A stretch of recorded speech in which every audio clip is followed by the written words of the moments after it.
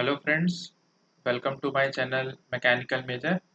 Last topic हमारा basically जो multiple choice questions थे शियर फोर्स बेंडिंग मोमेंट के लिए वो हमने कंप्लीट किया था।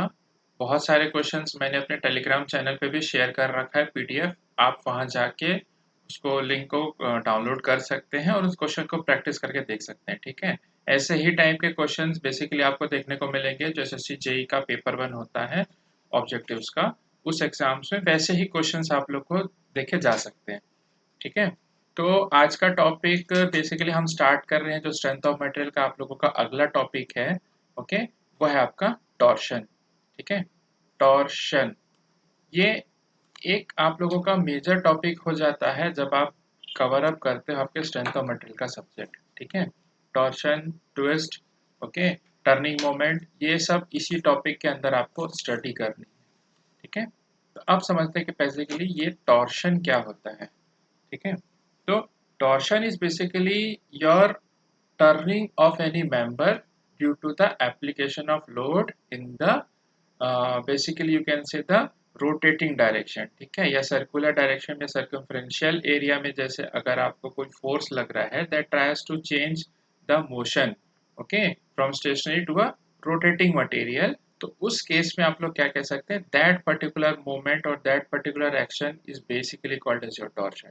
ठीक है, अच्छा, अब टॉर्शन के लिए क्या होता है, देखिए हमेशा हमारे पास दो क्वेश्चन है। ठीक है, मेरी क्लासेस में मेरे पास दो क्वेश्चन रहते हैं कि how we are reading this torsion and why we are reading this torsion. ठीक है, तो बेसिकली टॉर्शन जो है वो कंटेंट होता है, वो रिलेट करता है बेसिकली जो आप लोगों के रोटेटिंग मेंबर्स होते हैं शाफ्ट। ठीक है, उसकी स्टडी के लिए। Okay, so why we are studying is in order to calculate the turning moment, okay, और the twist in any shaft.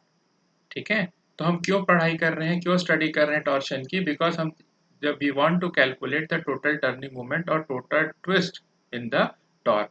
ठीक है, और ये ट्विस्ट क्यों जरूरी है आगे हम देखेंगे बेसिकली जब आप लोगों का टॉर्शन इक्वेशन आएगा। ठीक है, तो किसी भी शाफ्ट के सिलेक्शन के लिए डिजाइन क्राइटेरिया के लिए, ओके, दिस ट्विस्ट और this torsion has very much importance. ठीक है, ओके, तो आज की क्लास स्टार्ट करते हैं। तो हमारा एजम्पशंस क्या क्या है, तो why we are reading this torsion हमने एक्सप्लेन कर लिया। अब ये एजम्पशंस क्या कर रहे हैं, this is the answer for your how you are reading the torsion. आप किस तरीके से इस टॉर्शन का, इस ट्विस्टिंग मोमेंट की स्टडी कर रहे हो। ठीक है, so if a shaft is acted upon bye pure torque, देखिए टॉर्शन, टॉर्क, ठीक है, मिलता जुलता नाम लग रहा है, torque is nothing but your twisting moment. ठीक है, अबाउट इट्स पोलर एक्सिस, अब देखिए एक नया वर्ड आ गया आप लोगों के लिए, पोलर एक्सिस। ठीक है, what is this polar axis, तो आप लोग ये जानते हैं we have three dimension, two dimension की आप लोग स्टडी कर सकते हैं, एक्स एंड वाई करके हम स्टडी करते हैं, और वहां पे किसी भी बॉडी का जो सेकंड मोमेंट ऑफ एरिया है या मोमेंट ऑफ इनर्शिया आप लोग जो बोलते हैं वो हम लोग कैलकुलेट करते हैं। ठीक है, I x x you can calculate, I y y you can calculate. Okay, but we have, जब हम थ्री डायमेंशनल की स्टडी करते हैं तो what we get is I x x plus I y y. ठीक है, ये क्या होता है, basically this is the sum of the moment of inertia with respect to your x and y. ठीक है, किसी भी करस्पॉन्डिंग दो एक्सिस जो है परपेंडिकुलर एक्सिस के लिए, whenever the sum of ixx plus iyy will give you the value of your polar moment of inertia। ठीक है, तो पोलर मोमेंट ऑफ इनर्शिया को सिंपल स्टडी करने के लिए क्या है, suppose let we need to calculate the inertia with respect to your suppose Z axis. ठीक है, तो जेड एक्सिस के लिए हमको क्या चाहिए, we need the value of I axis, that is the M O I in X direction and M O I in your Y axis. ठीक है, when you sum up this x I x x and I y y you will get the value of that polar moment of inertia, और you can say the polar moment of inertia। ठीक है, तो ये polar axis क्या होती है, this is the third axis. दो axis के बारे में two dimension you can calculate, two dimensional stress आप लोग पढ़ते हैं, बट यहाँ पे थ्री डायमेंशनल ऑब्जेक्ट शाफ्ट जो है it is considered as the three dimensional object. तो थ्री डायमेंशनल के लिए you must have the value of your third the value in the third axis, वो बेसिकली कहलाता है आप लोगों का पोलर एक्सिस। ठीक है। shear stress will set up in a direction perpendicular to the radius on all transverse sections। ठीक है, यहाँ क्या बोल रहा है, if a shaft is acted upon by a torque about its polar axis। ठीक है, बेसिकली अगर हमारे पास एक क्वेश्चन वो है ऑब्जेक्ट में दिखा दो, कंसिडर दिस, ये आप लोगों का पेंसिल एक तरह का शाफ्ट है। ठीक है, तो क्रॉस सेक्शन अगर आप लोग कंसिडर करते हैं तो this is your Y axis, this is your X axis. ठीक है, but what about the Z axis, this is your Z axis. ठीक है, तो जब इस डायरेक्शन में, ठीक है, when in this particular direction of your z axis whenever torque is applied और turning moment is applied। ठीक है, अगर एक ऑब्जेक्ट जो है वो टर्न कर रहा है, ठीक है, in that case what will happen, there will be shearing action। ठीक है, अब ये shearing क्यों हो रहा है, shear stress का, shear force का कॉन्सेप्ट ऑलरेडी हमने स्टडी कर लिया है। ठीक है, तो a shear stress will set up in a direction perpendicular to the radius on all transverse section। that means ये आप लोगों का क्या होता है, ट्रांसवर्स, ट्रांसवर्स आपको सरफेस हुआ। ठीक है, and the direction perpendicular to the radius on all transverse section. तो इस पर्टिकुलर पूरे डायरेक्शन में क्या होगा, अ shear stress will be generated। ठीक है, so this particular action, this is called as the shaft under torsion। ठीक है, कहने का मतलब ये है कि अगर एक एक्सिस है, जेड एक्सिस या पोलर एक्सिस, उस पर अगर हम एक टॉर्क अप्लाई करते हैं तो ये जो ट्रांसवर्स एक्सिस होगा आप लोगों का, ठीक है, एक होता है लॉन्गिट्यूडनल एक्सिस, दूसरा होता है ट्रांसवर्स एक्सिस। तो ट्रांसवर्स सेक्शन, तो ट्रांसवर्स सेक्शन में बेसिकली क्या होगा, आप लोगों के एक शियर स्ट्रेस जनरेट होगा। एंड अगर शियर स्ट्रेस इस कंडीशन में जनरेट होता है, then we can say that this particular shaft is under your torsion. ठीक है, ओके। एजम्पशंस क्या क्या है, देखिए, अगर आपको क्वेश्चन आता है तो एजम्पशंस बेसिकली एज सच तो ऑब्जेक्टिव्स में पूछता नहीं है।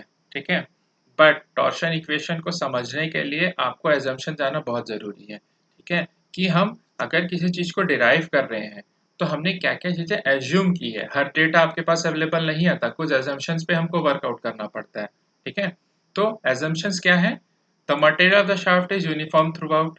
ठीक है, ये आपका बेसिक एजम्पशन, आपको मोस्ट ऑफ द डेरिवेटिव जो आप लोग स्ट्रेंथ ऑफ मटेरियल में पढ़ेंगे डेरिवेशंस, उसमें ये assumption आपको मिलेगा ही।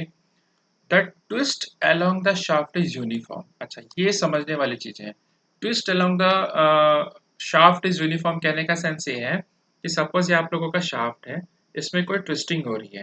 ठीक है, तो if a twist is applied at this and, इस रेड एंड पे अगर आप लोगों को एक ट्विस्ट हो रहा है, तो लेट अस से कि एक फाइबर्स होते हैं, कंसिडर हमने इसको suppose n number of lines पे डिवाइड कर रखा है। ठीक है, तो पर्टिकुलर अगर इस एंड पे एक फाइबर आप लोगों का है, ठीक है, तो उस फाइबर में इट विल डिफॉर्म, ट्विस्ट होने पे डेफिनेटली वो इस कंडीशन पे मूव करेगा। तो देखिएगा, इस फिंगर टिप को देखिए, यहाँ पे आप लोगों का शाफ्ट का इनिशियल कंडीशन था, on twisting it moves down to here. ठीक है, तो क्या हुआ, इस एंड से लेके ये कुछ मूव कर गया डाउनवर्ड्स। ठीक है, तो this basically is called as your shear. Shear stress की वजह से क्या हो रही है, यहाँ पे एक शियर जनरेट होगा। ठीक है, ये ट्विस्टिंग क्या होगी, ये आपको का शियर प्लेन कहलाएगा। एंड जो आपका सेकंड असम्पशन है उसमें हमने ये अज्यूम किया है कि this will be a straight line, यहाँ पे कोई भी ब्रेकेज या कोई भी अंडुलेशन आपको देखने को नहीं मिलेगा। ठीक है, third is normal cross section of the shaft which were plane and circular before the twist remain plane and circular even after the twist। ठीक है, assumption statement से क्लियर है कि if this is circular, okay, after twisting this will be only circular, but आपके जो particular fibres होते हैं shafts के, दे विल गेट ट्विस्टेड। और अकॉर्डिंग टू सेकंड assumption जो आप लोगों ने लिया है, शाफ्ट पे जो ट्विस्ट होगा वो यूनिफॉर्म होगा, यहाँ पे कोई ट्विस्टिंग में अंडुलेशन आप लोगों को नहीं मिलेगा। ठीक है, fourth is all diameter of normal section which were straight before the twist remain straight with their magnitude unchanged after the twist। ठीक है, all diameter of the normal cross section, same कहानी, ये डायमीटर जितना था after twisting this will also same.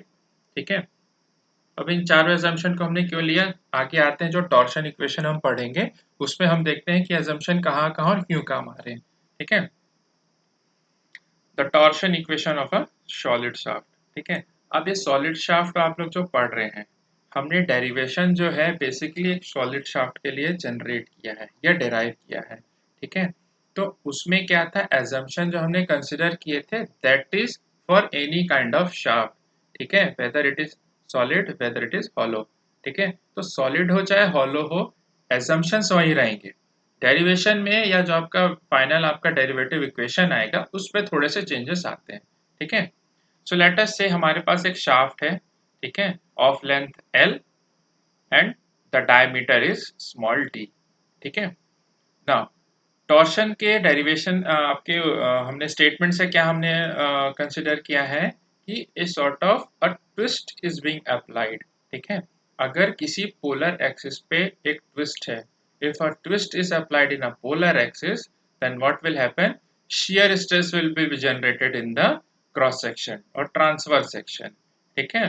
तो देखिएगा suppose this position is your O, initial condition आपका position ओ ए था, ठीक है, किसी भी एक फाइबर का। The left hand figure shows the shear strain, ठीक है। ये जो फाई है, फाई हमेशा याद रखिएगा, स्ट्रेंथ ऑफ मटेरियल में जब आप फाई का कॉन्सेप्ट आता है वो शियर स्ट्रेन को डिनोट करता है, ठीक है। सो व्हेन अ ट्विस्ट और twisting moment is applied in the shaft, तो इनिशियल कंडीशन पे क्या था, आपका जो फाइबर था ओ ए, ठीक है, तो वो OA पे था। On application of a twisting moment वहां पे क्या जनरेट हो रहा है, शेयर स्ट्रेस जनरेट हो रहा है, and on the basis of the shear stress a shear strain is also, और a shear strain will be obtained in the material, ठीक है। तो वो शेयर स्ट्रेन को कैसे कैलकुलेट कर रहे हैं हम, this is equals to OA and the next condition you are getting is OB। तो ये जो फाई एंगल आप लोगों को मिल रहा है this basically your shear strain, ठीक है। अब इसको हम क्रॉस सेक्शन पे देखते हैं, ये आप लोगों का लॉन्गिट्यूडनल सेक्शन हो गया, ठीक है। सपोज कंसीडर कीजिए आप लोगों का फ्रंट व्यू है या आप लोगों का साइड व्यू है, ठीक है। तो साइड व्यू में आप लोगों को क्रॉस सेक्शन दिख रहा है, क्रॉस सेक्शन की कंडीशन में कैसा हो रहा है, this is A, this is B, ठीक है, दिस इज ओरिजिन ओ। तो हमने क्या किया कि इसको एक थीटा के फॉर्म में डिनोट कर दिया, दैट मीन्स योर बेसिकली आप लोगों का जो कहलाता है कि टोटल डिफॉर्मेशन, ठीक है। हम क्या कैलकुलेट कर रहे हैं, ये अभी डिफॉर्मेशन ये ए से भी आप लोगों को साइड फ्रंट व्यू में ऐसा कुछ दिख रहा है, बट रेडियल कंडीशन में वो क्या होता है, this is equals to the deformation A B will be equal to the radius of the shaft multiplied by the total angle, ठीक है। तो this arc A B is equals to your R into theta, ठीक है, radius multiplied by theta, this will be equals to L into phi, ठीक है। अब L into five कहाँ से मिला, L इंटू फाइव आपको यहाँ से मिल रहा है, ठीक है, समझने के लिए। बट फाइव जो है शेयर स्ट्रेन, ठीक है, इलास्टिक कांस्टेंट में हमने पढ़ा है shear strain is equals to shear stress upon modulus of rigidity, ठीक है। तो हमको फाइव क्या मिल गया, phi will be equal to R into theta upon L, ठीक है। अब ये कैसे आया, इस इक्वेशन से आया आप लोगों के, ठीक है। तो this R theta by L is equals to five. Now R theta upon E is equals to tau upon G. अब ये क्या हो रहा है आप लोगों का, ये बेसिकली स्ट्रेन का कंपोनेंट है, तो this R theta by E is equals to tau upon G, ठीक है। अब ये जो R tau upon R cross multiply कर दीजिए आप लोग को, तो आप लोग को क्या मिल रहा है, tau upon R is equals to G theta by L, ठीक है। तो ये जो जी थीटा बाई एल है, ठीक है, तो ये मिल गया आप लोगों को a derivative of shear stress, ठीक है। ये टाउ क्या है, ये आप लोगों का शियर स्ट्रेस है, what is this R, R is the radius of the shaft, okay, G modulus of rigidity, theta is your deformation, okay, और twist basically you can say a twist, ठीक है, and L is the length of the shaft, ठीक है। The torque can be equated to the sum of the moment of the tangential stress of the element 2 pi r dr, ठीक है। अब ये tau जो आप लोगों का बेसिकली जो ट्विस्ट है या टॉर्क है, इसको हम क्या एज्यूम करते हैं कि पूरे आपके सरफेस पे अप्लाई हो रहा है। ये जो सरफेस आप लोग इतना पूरा देख रहे हैं, इस पूरे सरफेस पे आप लोगों का अप्लाई होगा। So on that case what will be getting, ये जो टॉर्क है, ठीक है, डेरिवेटिव का कॉन्सेप्ट क्लियर है। अगर सॉरी इंटीग्रेशन में क्या होता है, if you consider a small elemental area और पूरे एरिया का हमको सपोज एरिया कैलकुलेट करना है या वॉल्यूम या जो भी है आप लोगों का, ठीक है, तो उसको अगर हमको कैलकुलेट करना है तो what will do is we integrate the term, तो this t is equals to 2 pi r dr। ठीक है, अब ये क्या है, टॉर्क जो है स्टेटमेंट से क्लियर है, the torque can be equated to the sum of the moment of the tangential stresses on the element dr, 2 pi r dr। ठीक है, तो ये क्या होगा, 2 पाई आप लोगों का हो गया ओवरऑल दिस कंप्लीट एंगल। ठीक है, 180 डिग्री। तो and are T are that mean change in the radius. तो हम ये देखते हैं कि टॉर्क का इफेक्ट किस पर्टिकुलर आप लोगों के एंगल ऑफ टोटल डिफॉर्मेशन कितना क्रिएट कर रहा है, उस पर अगर हम देखते हैं, so what we are getting is T is equals to tau. ठीक है, this is the tau multiplied by 2 pi R T R will be a deformation. ठीक है, और this torque is equals to G theta by L into J. अब ये जे जो term है ये नया टर्म है। ठीक है, what is this J, polar axis अभी आप लोगों ने पढ़ा, इसी पोलर एक्सिस में when the moment of inertia is calculated in this polar axis, then that particular moment of inertia is called as your polar moment of inertia. ठीक है, तो ये जे जो है आप लोगों का पोलर मोमेंट ऑफ इनर्शिया है। अब क्वेश्चन राइज होता है कि आप लोगों को पोलर मोमेंट को क्यों पढ़ने बोल रहा है, बिकॉज जो हमारा टॉर्क है that is being applied in a polar axis. ठीक है, समझ में आ रहा है। Now, where J polar moment of inertia, then what we are getting, T by J is equals to G theta by L। ठीक है, क्या है ये, torque upon polar moment of inertia is equals to G theta upon L। ठीक है, तो एक equation में क्या मिला, tau by R is equal to G theta by L. Second condition से आप लोगों को क्या मिल रहा है, tau by J is equal to G theta by L. हम कर क्या रहे हैं, हम जस्ट जो स्ट्रेन कंपोनेंट है आप लोगों को उसको इक्वेट कर रहे हैं। ठीक है, so from equation 1 and 2 what you are getting is t by j is equals to tau upon r is equals to c theta by l। और यही क्या है आप लोगों का, basically this is your torsion equation. ये जो आप लोग देख रहे हैं यहाँ पे, ये पूरा कंपोनेंट आप लोगों को क्या कहला रहा है, this is your torsion equation. ठीक है, अच्छा, अब वैल्यूज क्या क्या होती हैं वो थोड़ा देख लेते हैं। फॉर सॉलिड शाफ्ट, ठीक है, एक सॉलिड शाफ्ट है, for that the polar moment of inertia is equal to pi D to the power 4 by 32। अब क्वेश्चन आता है कि ये कहाँ से आया। So this J, suppose consider कीजिए ये आप लोगों का जेड एक्सिस है, तो this J is equals to the moment of inertia of a circular shaft with respect to x axis and then the moment of inertia with respect to y axis। तो circular section के लिए आप लोगों का moment of inertia क्या होता है, pi by 64 D to the power 4, and again for y axis it is also same pi by 4 pi by 64 d to the power 4। तो जब आप ये x axis ix plus iy करेंगे तो आप लोगों को वैल्यू क्या मिलती है, this pi D to the power 4 by 32। ठीक है, ये आप लोगों को मिल जाएगा सेम। अब क्वेश्चन बेसिकली कहाँ से उठता है, अब बात आती है कि एसएससी जेई में आप लोगों के क्वेश्चंस कहाँ से आते हैं। टॉर्शन इक्वेशन पढ़ा, ठीक है, अब एजम्पशंस पे जाइए, पहले हम एजम्पशंस पे आते हैं। ठीक है, हमने पढ़ा था कि there will be no change in the diameter of the transfer section of the shaft. तो अगर वो शाफ्ट का डायमेंशन चेंज होता then this R will not be constant, ये कांस्टेंट आर आपको नहीं मिलता। ठीक है, इसलिए for a constant radius, okay, हमने ये एजम्पशन लेके चला है।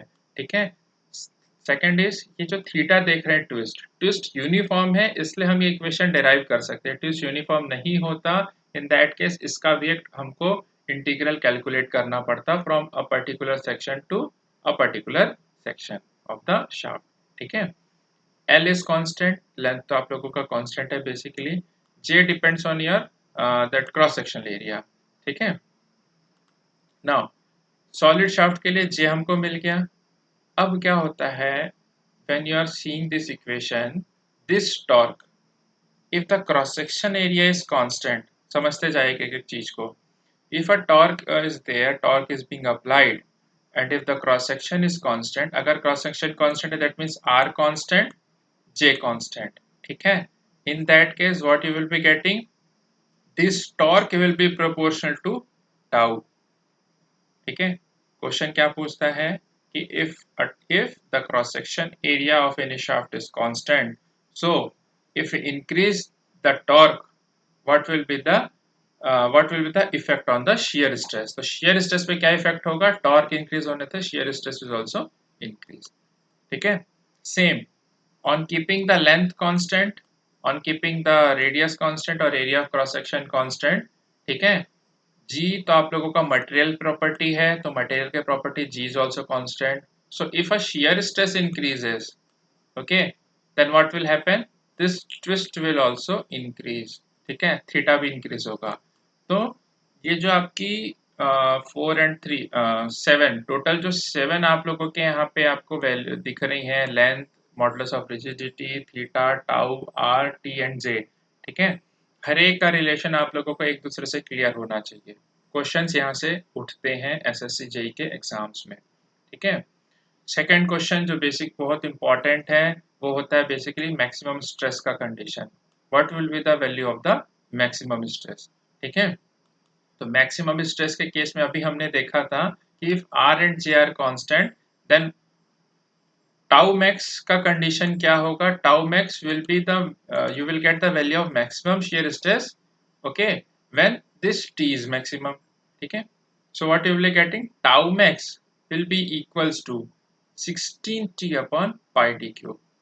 ठीक है, तो टाउ मैक्स आप लोग को बेसिकली कहाँ मिल रहा है, टाउ मैक्स मिल रहा है where the diameter is sorry you can say the radius जो है that is equals to your D by two. ठीक है, डी बाई टू जहाँ पे रेडियस आप लोगों का होगा वहां पे आप लोग को टाउ जो है वो मैक्सिमम मिलेगा। ठीक है, ये तो था आपके जो सॉलिड शाफ्ट था उसका केस।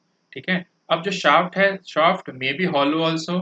ठीक है, तो हॉलो के केस में आप लोगों को क्या मिलेगा, दिस जे, ठीक है, the polar moment of inertia, ये आप लोगों का चेंज होगा। टी, ओके, योर टाउ, ये सब वैल्यूज आपकी सेम रहेंगी। जी जो है मटेरियल प्रॉपर्टी है, तो हॉलो शाफ्ट के लिए आपको अलग दे दिया होगा। ठीक है, तो what will be change, the polar moment of inertia will change and this will be equals to pi by 32 D to the power 4 minus D to the power 4।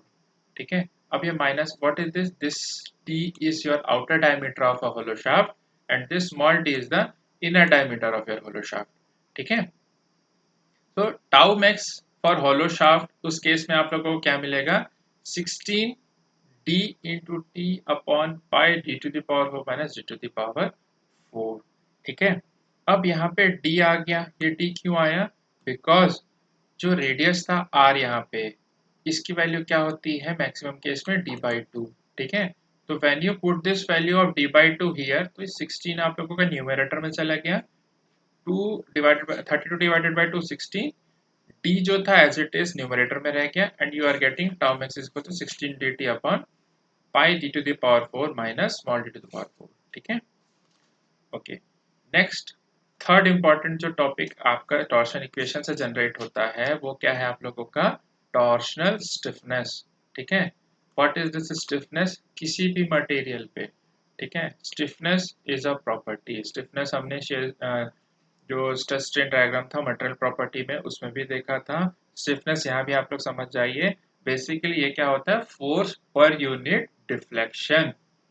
ठीक है, बेसिक अगर आप डेफिनेशन समझना चाहें स्टिफनेस का तो वो होता है फोर्स पर यूनिट डिफ्लेक्शन और the amount of force required to produce the unit deflection is your stiffness. ठीक है, तो इस केस में फोर्स नहीं हमारा ट्विस्टिंग मोमेंट है, ठीक है, या टॉर्क है, तो वो क्या होगा, torque. Now what is the deformation in case of torsion, is your twist. Okay, तो टॉर्शन स्टिफनेस के is given by T by theta. ठीक है, तो अगर आप लोग ये टॉर्शन इक्वेशन को यहाँ पे देखते हैं, टी न्यूमरेटर अपॉन थीटा अगर आप लोग मल्टीप्लाई करते हैं डिनोमिनेटर में क्रॉस मल्टीप्लाई, तो this J will go beside your G, तो टॉर्सनल स्टिफनेस क्या मिलता है, जी जे अपॉन एल। ठीक है, क्वेश्चन सीधे पूछता है कि फॉर अ हॉलो शाफ्ट और for a solid shaft the torsional stiffness is given by, ठीक है, आइदर यू आपको टी बाई थीटा मिलेगा या जी जे बाई एल की वैल्यू दे देगा।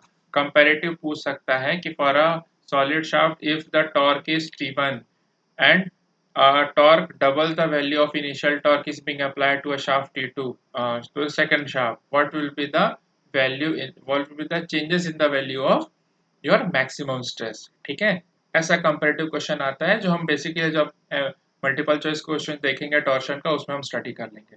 ठीक है, तो ये तो था बेसिकली आप लोगों का टॉर्शन इक्वेशन। अब क्या आता है, एक जो मोस्ट इम्पॉर्टेंट टॉपिक है, comparison between solid and hollow shaft subjected to pure torsion. ठीक है, अच्छा एक चीज जरूर ध्यान रखिएगा, जब आप सिर्फ टॉर्शन पढ़ रहे हैं तो that is a pure torsion case, यहाँ पे कोई बेंडिंग का कॉन्सेप्ट नहीं आएगा। ठीक है, कंबाइंड बेंडिंग एंड टॉर्शन एक अलग ही टॉपिक हो जाता है आप लोगों का, तो अभी सिर्फ आप प्योर टॉर्शन का को ही दिमाग में रख के स्टडी कीजिएगा। ठीक है, compare the weight of two equal length of hollow shaft submitted to given torque for the same maximum inside diameter is 2/3 of the outside diameter। ये एग्जांपल के थ्रू हम समझने की कोशिश कर रहे हैं कि हमको कैसे कंपेयर करना है एक हॉलो शाफ्ट को और एक सॉलिड शाफ्ट को। ठीक है, पहला कंडीशन आप लोग देखे हैं टाउ मैक्स, जो आप लोग कैलकुलेट करते थे तो 16t/πd³ टाउ मैक्स होता था, और hollow shaft 16dt/πd1⁴ minus d⁴। ठीक है, जब आप इसको कंपेयर करते हैं and for in this case inside dia is 2/3 of the outside dia, तो small t upon capital D is your given 2/3। ठीक है, तो इससे आप लोग डी बाई डी का एक रेशियो कैलकुलेट कर सकते हैं जो आपको d/d⁴ मिलेगा। ठीक है, इस केस में आपको क्या मिलता है, that torque upon shear stress for a material is equals to 65πd1³ upon 81 into 16। इसकी सॉल्व करेंगे जब आप, तो आपको वही वैल्यू मिलेगी। ठीक है, now equating this two shafts, कौन कौन से shaft, hollow shaft and this solid shaft, आपको क्या मिल रहा है, d1 is equals to 1.07 times of d। ठीक है, d1 क्या था, हॉलो शाफ्ट था, d is your solid shaft का डायमीटर था। ठीक है, सो उस केस में आप लोगों को क्या मिल रहा है कि the diameter in case of hollow shaft will be 1.075 times greater than that of your solid shaft। ठीक है, the ratio of weights of equal length। अब पहला हमारा कॉन्सेप्ट ये था कि हमको क्या कंपेयर करना था, वेट को कंपेयर करना था। तो इस केस में वेट को कैसे कंपेयर करेंगे, तो पहला रिलेशन हमको आना था कि हॉलो शाफ्ट का डायमीटर और सॉलिड शाफ्ट का डायमीटर में क्या रिलेशन है, तो वो वैल्यू हमको मिल गई। लेट अस से this is our equation number 1। Okay, now ratio calculate करने के लिए वेट्स की बात आती है। देखिएगा दो चीज है, पहला होता है torque transmitting capacity, second one is your weight ratio. ठीक है, कि कौन सा वेट किसका वेट ज्यादा होगा for same torque transmitting capacity और for same shear stress. Okay, so in that case what you will getting, हमको क्या इक्वेट करना है, दोनों के एरियाज को इक्वेट करना है वेट के कॉन्सेप्ट में। याद रखिएगा शाफ्ट जो है जब शेयर का कॉन्सेप्ट आया था, ठीक है, तो यहाँ पे हमने क्या कंपेयर किया है इनका, इन दोनों का हमने मैक्सिमम शेयर स्ट्रेस को कैलकुलेट किया है सो दैट हमको टॉर्क का रिलेशन निकले। ठीक है, बट जब वेट की बात आती है कि for same torque transmitting capacity what will be the ratio of the weights of hollow and solid, तो उस केस में हमको क्या कंपेयर करना है, we need to compare its the area. ठीक है, एरिया हम कैलकुलेट कर रहे हैं in order to calculate the weight. Density, modulus of rigidity, ये सब तो आपके कांस्टेंट है ही, तो हमको ज्यादा उसके डेंसिटी और उस पर नहीं जाना है। ठीक है, मटेरियल प्रॉपर्टी पे हम सीधा उसके एरिया ऑफ क्रॉस सेक्शन को इक्वेट करेंगे। So what will be getting, this is D by D whole square, D और डी में आपका रिलेशन आ चुका है, वैल्यू आप लोगों ने पुटअप की, यू आर गेटिंग 0.642। ठीक है, what is this 0.642, this is the ratio of weight of equal length of this is your hollow to solid shaft। ठीक है, इससे क्या कंक्लूड हो रहा है, इससे दो चीजें कंक्लूड हो रही हैं, the torque transmitting capacity of hollow shaft is greater than that of your solid shaft। ठीक है, सेकेंड क्या हमको कंक्लूजन मिला कि the weight of hollow shaft for same torque transmitting capacity is greater than is lesser than that of your solid shaft। ठीक है, that means material आप लोगों का ज्यादा सेविंग से अगर आप लोग hollow shaft यूज करते हैं as compared to your solid shaft। ठीक है, तो फ्रेंड्स आज के वीडियो के लिए इतना ही। नेक्स्ट वीडियो में हम इसके न्यूमेरिकल्स देखेंगे, आप लोग देख सकते हैं नीचे में आप लोगों को प्रॉब्लम दिख रहा है, बट एक ही लेक्चर में हम पूरा कंप्लीट नहीं करते, ऑब्जेक्टिव्स प्लस न्यूमेरिकल हम सॉल्व करते हैं। और नेक्स्ट वीडियो ज़्यादा इंपॉर्टेंट रहेगा बिकॉज उसमें टॉर्शन के जो ऑब्जेक्टिव्स हैं हमको वो कंप्लीट करना है, प्लस कुछ यूजफुल टिप्स मैं आप लोगों के साथ शेयर करूंगा, बिकॉज ये हमारा सेकेंड लास्ट टॉपिक चल रहा है स्ट्रेंथ ऑफ मटेरियल सब्जेक्ट का। ठीक है, तो इस टॉपिक को कंप्लीट करने के बाद न्यूमेरिकल, और उसके बाद एक लेक्चर और आएगा, फिर आप लोगों का स्ट्रेंथ ऑफ मटेरियल कंप्लीट होगा। एक आप लोगों का मेन लेक्चर आएगा conclusion of the whole strength of material. अगर आप बाकी वीडियोस आप लोगों ने नहीं देखा है या उसको फॉलो थ्रू नहीं किया है, तो प्लीज़ जो मेन कंक्लूजन है वो ज़रूर देख लीजिएगा, तो हम उसको पूरा का पूरा समराइज कर लेंगे कि कैसे क्या क्या चीज़ें हमको पढ़नी है और कौन कौन से टॉपिक से बेसिकली क्वेश्चन उठते हैं। ठीक है, so thank you friends, please video को लाइक कीजिएगा, वीडियो शेयर कीजिए, and ask your friends to subscribe my channel. Okay, thank you.